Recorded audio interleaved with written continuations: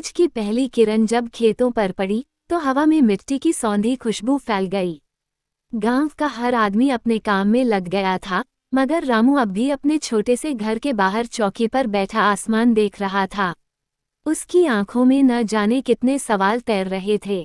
रामू की उम्र 25 साल थी। पढ़ाई में अच्छा था, लेकिन हालात ऐसे रहे कि 10वीं के बाद पढ़ाई छोड़नी पड़ी। पिता किसान थे, माँ कुछ साल पहले गुजर चुकी थी। घर में छोटी बहन गुड़िया थी, जिसकी शादी की चिंता अब रामू के सिर पर थी। हर दिन वह खेतों में काम करता, लेकिन मन अब गांव में नहीं लगता था।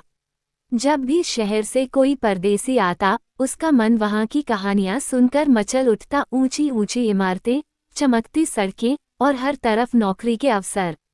एक दिन रामू ने पिता से कहा, बाबा, मैं शहर जाना चाहता हूँ। काम करूँगा, कुछ पैसे जोड़ूंगा, फिर बहन की शादी करवा देंगे।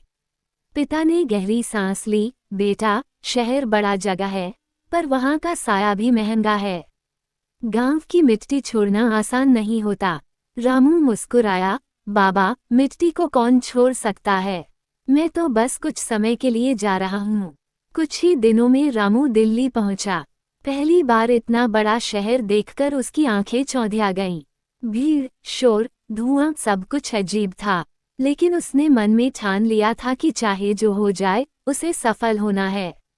शुरू में उसे एक निर्माण स्थल पर मजदूरी का काम मिला। दिन भर ईंटें उठाना, धूप में जलना और रात को थककर फुटपाथ पर सो जाना, यही उसकी दिनचर्या बन गई। कभी कभी उसे गांव की याद सताती।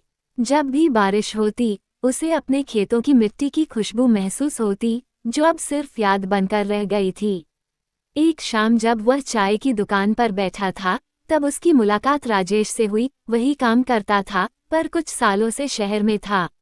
राजेश बोला, भाई, मेहनत तो सब करते हैं, पर दिमाग लगाना भी जरूरी है।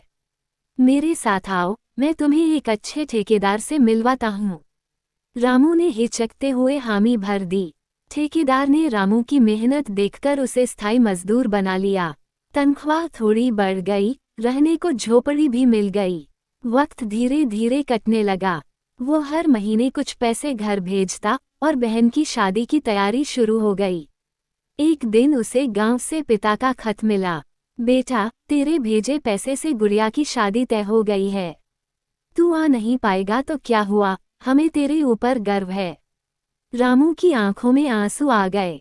उसे एहसास हुआ कि मेहनत बेकार नहीं गई, लेकिन किस्मत को शायद कुछ और मंजूर था।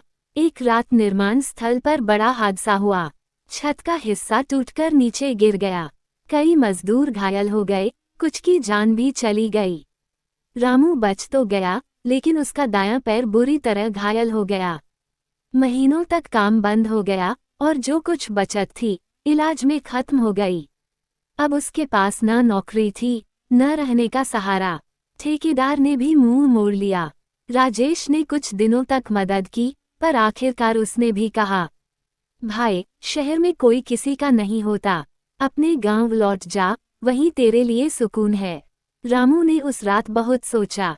आंखों के सामने गांव के खेत, पिता का झुर्रियों भरा चेहरा और बहन की हंसी तैर गई। सुबह होते ही उसने टिकट ली और ट्रेन में बैठ गया। जब ट्रेन गांव के स्टेशन पर पहुंची, तो रामू ने बाहर झांककर मिट्टी की खुशबू महसूस की। उसे लगा जैसे सालों बाद उसने सांस ली हो।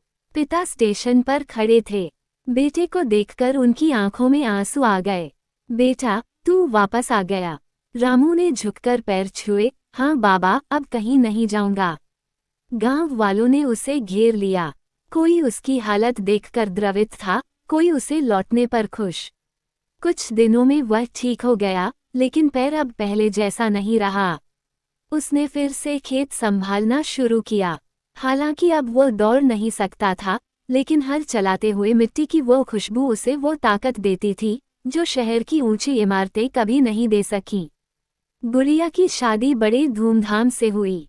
पूरे गांव ने रामू की मेहनत की सराहना की। एक दिन स्कूल के मास्टर जी आए और बोले, रामू, अब सरकार ने किसानों के लिए नई योजना शुरू की है। तुझे खेत के लिए मदद मिलेगी। तेरा जमीन उपजाऊ है, तुझे बस नए तरीके अपनाने होंगे। रामू ने धीरे धीरे जैविक खेती शुरू की। उसने दूसरों को भी समझाया कि जमीन को सिर्फ उपजाने के लिए नहीं, संभालने के लिए भी मेहनत चाहिए। कुछ सालों में उसका खेत पूरे इलाके में मिसाल बन गया। शहर से लोग आने लगे उसकी खेती देखने। एक दिन वही ठेकेदार उसके गांव आया जो कभी उसे शहर में नौकरी देता था। उसने रामू से कहा, रामू, तुम तो अब बड़े किसान बन गए। शहर में तो लोग लाखों खर्च करते हैं, फिर भी सुकून नहीं पाते। रामू मुस्कुराया, सुकून पैसे से नहीं, मिट्टी से मिलता है साहब। शहर ने मुझे बहुत कुछ सिखाया, पर इस मिट्टी ने मुझे पहचान दी। उसकी बात सुनकर ठेकेदार कुछ पल के लिए चुप हो गया। बरसात का मौसम फिर लौट आया था। रामू अपने खेत में खड़ा था। हवा में वही पुरानी खुशबू थी, मिट्टी की, अपनेपन की। उसने आसमान की ओर देखा और धीरे से कहा, बाबा, माँ, देखो, अब मुझे किसी शहर की जरूरत नहीं। मेरी दुनिया यही है, इस मिट्टी में। उसके चेहरे पर संतोष की मुस्कान थी। कभी जिस शहर ने उसे तोड़ा था, उसी मिट्टी ने उसे फिर से जोड़ा। बरसात की बूंदें उसके चेहरे पर गिरी और हवा में फिर से वही सौंधी खुशबू फैल गई। मिट्टी की खुशबू।